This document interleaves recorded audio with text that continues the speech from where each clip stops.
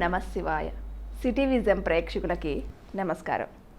గత భాగంలో కార్తీక పురాణం 16వ అధ్యాయంలో స్తంభదీప ప్రశంస గురించి వశిష్ఠుడు జనకునితో చెబుతున్న కథ సగం పూర్తి చేసుకున్నాం.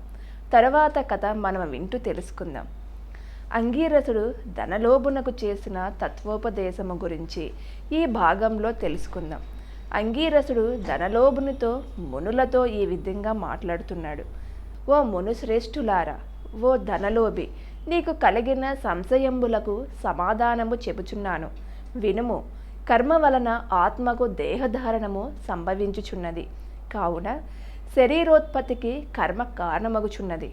శరీర ధారణము వలనే ఆత్మకర్మను చేయును కనుక కర్మ చేయుటకు శరీరమే కారణమగుచున్నది. స్థూల సూక్ష్మ శరీర సంబంధము వలన ఆత్మకు కర్మ సంబంధము కలుగునని తొల్లి పరమేశ్వరుడు పార్వతీదేవికి వివరించెను. దానిని మీకు నేను వివరించుచున్నాను. ఆత్మ అనగా ఈ శరీరమును అహంకారముగా ఆవరించి వ్యవహరించుచున్నది అని అంగీరసుడు చెప్పగా, ఓ మునీంద్ర, నేనింతవరకు ఈ దేహమే ఆత్మయని భావించుచుంటిని కనుక ఇంకను వివరముగా చెప్పబడిన వాక్యార్థ జ్ఞానమునకు పదార్థ జ్ఞానము కారణమగుచుండును. కావున అహం బ్రహ్మయను వాక్యార్థమును గురించి నాకు తెలియజేయండి అని ధనలోభుడు కోరెను. అప్పుడు ధనలోభునితో అంగీరసుడిటనెను, ఈ దేహము అంతఃకరణ వృత్తికి సాక్షియే. నేను, నాది అని చెప్పబడు జీవాత్మయే అహం అను శబ్దము.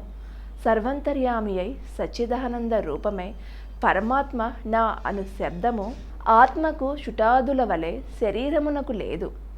ఆ ఆత్మ సచ్చిదానంద స్వరూపము బుద్ధిసాక్షి జ్ఞానరూపి శరీరేంద్రియములు మొదలగువాకి వ్యాపారమునందు ప్రవర్తింపజేసి వాని కంటే వేరుగా ఉన్నదే ఎల్లప్పుడూ ఒకే రీతిని ప్రకాశించునుండునదే ఆత్మ ఎనబడును.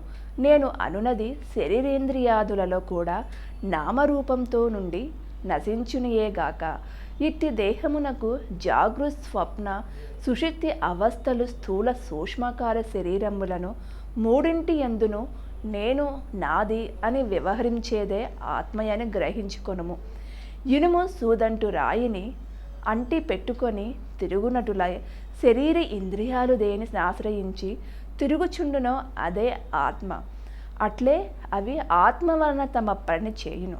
నిద్రలో శరీరేంద్రియాల సంబంధము లేక గాఢ నిద్రపోయి మేల్కొన్న తర్వాత నేను సుఖనిద్ర పోతిని, సుఖంగా ఉంది అనుకున్నదియే ఆత్మ. దీపము గాజు బుడ్డులో ఉండి ఆ గాజును ప్రకాశింపచేయునటులే ఆత్మ కూడా దేహేంద్రియాలను ప్రకాశింపచేయుచున్నది.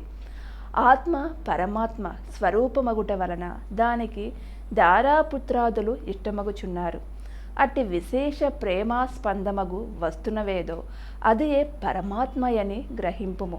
తత్వమసి మొదలైన వాక్యములందరి త్వం అను పదమునకు కించి జ్ఞాత్వాది సశిష్టమందు జీవాత్మయని అర్థం.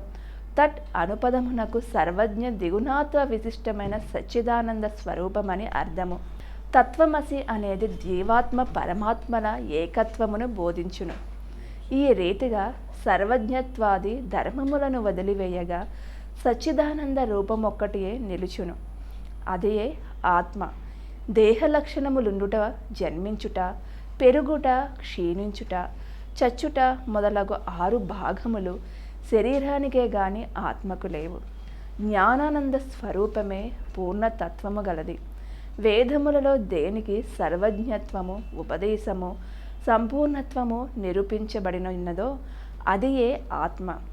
ఒక కుండను జూచి అది మట్టితో చేసినదే అని ఏ విధముగా గ్రహింతుమో అటులనే ఒక దేహంతర్యామియగు జీవాత్మ పరమాత్మయని తెలుసుకొను.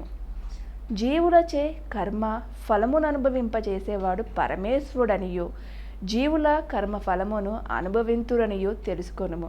అందువలన మానవుడు గుణసంపత్తి గలవాడే గురు శుశ్రూష వనర్చి సంసార సంబంధమగు ఆశలన్నీ విడిచి విముక్తి నొందవలెను. మంచి పనులు తలచిన చిత్తశుద్ధియు దాని వలన భక్తి జ్ఞాన వైరాగ్యములు కలిగి ముక్తి పొందును. అందువలన సత్కర్మనుష్ఠానము చేయవలనియును మంచి పనులు చేసినా కానీ ముక్తి లభించదు అని అంగీరసుడు చెప్పగా ధనలోభుడు నమస్కరించి ఇట్లా నేను ఈ విధంగా ఈ 18వ భాగంలో ఆత్మజ్ఞానం గురించి ఇంకా చెబుతున్నాడు. ఆ విషయాన్ని తదుపరి భాగంలో తెలుసుకుందాం. ఓం నమ శివాయ.